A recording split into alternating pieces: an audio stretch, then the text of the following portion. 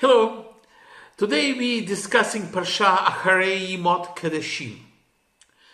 Very interesting Parsha, because basically this is the Parsha we read on Yom Kippur, so it's important. Now I will try to do today a shorter version because a longer version is available on Chaim's Torah YouTube for the last year. So I've done a longer version last year. So this is the year 5778, and we'll do a shorter version. Okay, now there we go. So following the death of Nadav and Avihu, Hashem warns against unauthorized entry into the Holy of Holies. And he clearly states that the only person is the Kohen Gadol, and only once a year, one day a year, which is on Yom Kippur, he can enter the Holy of Holies, which is the innermost chamber of the sanctuary, and there he offers the secret incense, the Ketoret, to God. Another feature of the Day of Atonement is the service, the casting of the lots of the two goats. Now, and they determined which one will be offered to Hashem, which is a sacrifice, so he is killed properly and sacrificed on the Mizbeach.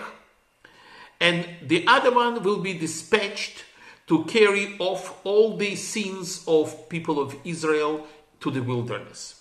So it means that Kohen Gadol lays his hands on the second goat, and basically through this laying of his hands, he passes all the sins of people of Israel onto this goat, and then the goat is taken far, far away and killed and thrown from the mount called Azazel. And basically the goat dies, and in that process of being taken away, he takes away all the sins. This is the ultimate scapegoat, basically. This is where it started from, the concept of the scapegoat. Now then Parsha of Acharei also warns against bringing karbanot, or which is animal sacrifice or meal offerings, anywhere else except the holy temple. So you can do the sacrifices only within the holy temple or Mishkan at the time in the desert. It clearly says that Jews are forbidden to consume blood, and details the laws prohibiting incest and other deviant sexual relationships. All sort of sexual immoral aberrations are clearly described in the details, so that people will have a full understanding of what is prohibited for them to do. The reason for that is very simple, that the land of Canaan, which is what will be the land of Israel, which at that time was owned by the Canaanites. Now, they were well known to be the Ervata Eretz, which is the land of immorality, probably even worse than the Egyptians, right? Because all of those incestuous relationships were very common in there, and relationships with animals and homosexual relationships, etc. All of this was normal way of life in the Canaan, and this is why Hashem was telling the Jews, this is a no-no for you. Yes, you will conquer that land, I will give you that land, but there is no way in the world that you are allowed basically to follow their way of life. And that's the whole point here. Since we know it's a double Parsha, so we're switching to Parsha Kedoshim. And the Parsha Kedoshim begins with a statement: you shall be holy, for I, the Lord your God, am holy. And this is followed by dozens of mitzvot, divine commandments, through which the Jew sanctifies him or herself and relates to the holiness of God. We will come to that in a few minutes. This includes the prohibition against idolatry, worshipping idols, the mitzvah of charity, the principles of equality before the law, so nobody is given the rights or the priorities whether you are wealthy or you are poor. The whole judicial system is based on evidence given to the court, and that's all that matters. But who you are is not important at all in this case. And this is what clearly Torah specifies, the justice system. What is stated further is the laws of Shabbat, defined again the laws of sexual morality, honesty in business, honor, and the honorable behavior towards your customers, towards your friends, towards other people, and most importantly, the honorable behavior towards your parents, and full respect to the secretness of life. So do not kill, basically. That's what it means in simple term, but it's much more than that explained in that parsha. Also in Kedoshim is explained the principle which is the fundamental principle of Torah.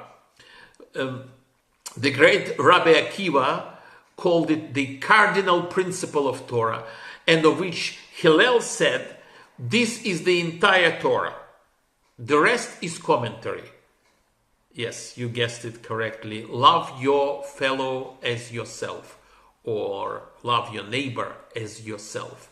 How to do that? Well, that's a big question. So, in the beginning of the Torah Parsha, Kedoshim, we read the enigmatic instruction. Kedoshim tihu, be holy. That's a very general statement. All the other instructions in all Parshayot in this book, actually, in the book of Vayikra, are very clear, very precise. This is the one and only we read, which is a very general statement, be holy. What does it mean? Does it mean special purity, marital purity, ritual purity, or holiness? Sages explain that Hebrew word kadosh, which is normally translated as holy, actually means to be distinct or separate. And these words are actually a commandment to separate ourselves. So what does it mean? Be holy. Separate yourself from the society, from life, from what? What are you separating yourself from? So Torah tells us to separate ourselves from the world in a cave, living everyday life, and spend all day praying. Is that what meaning being holy means? The answer is definitely no. Or, for instance, what has been be holy? Conduct self-harm or self-flagellation like some other religions do, where they're flogging themselves, trying to subdue the body to the soul? No, the answer is no. Judaism doesn't suggest any kind of bodily harm and self-flagellation. Torah asks us to be in the world, in this world, and to bring holiness into this world. But how? First, we read about the fact that stop using vulgar language. For one, there may be a person who prays and follows all Torah laws, but speaks in a disgusting manner, and something that is not specifically prohibited in the Torah, the vulgar language, the rude language, it's not prohibited, but it's this kind of language affects the person. And in classic words of Nachmandis, a person who actually who actually uses vulgar language is disgusting with the permission of the Torah. So Torah permits to use disgusting language. How is that? Well, let's paraphrase Nachmandis. While the Torah forbids various behaviors and foods, and at the same time it does permit intimacy between the husband and wife, and the consumption of kosher meat and kosher wine, all of this is allowed. But there can be a glutton who eats too much of kosher food, or a drunk who drinks too much of kosher wine, or a married man who abuses his wife, even though she is permissible to him, but he is very rude to her, even in their sexual relationships. And that is not right. This is not holy. So in other words, Torah itself demands that you go beyond the parameters it sets for you and live a life that is truly distinguished and uplifted. The Torah tells you that to be holy, it's not enough to do this or to do that, what Torah just tells you. There is something you have to do on your own to get up there, to get a little bit more spiritual, to get beyond just following instructions, at least in small steps. The truth is that using bad language does more than keeps you from being one step above. It actually schleps you down. It pulls you down. The Talmud speaks very harshly about one who speaks in a vulgar way. Although we generally think of a speech as just a superficial act, in truth, it's not a superficial act. It has got a very strong impact on your inner self, on your inner psyche. The words that leave your mouth make an imprint on your mind and on your heart. No matter how high you are on the rope of achieving fine spiritual levels or noble character, a few rotten words can throw you back down into the gutter straight away. The flip side is also true. A crude person can become more refined if he improves the way he speaks. This is why Shemirat Haloshen, guarding one's tongue, is considered one of the first steps that needed to be taken before correcting more serious character flaws. Being careful that all words that leave your mouth are holy is an important part of living the holy life of a Jew.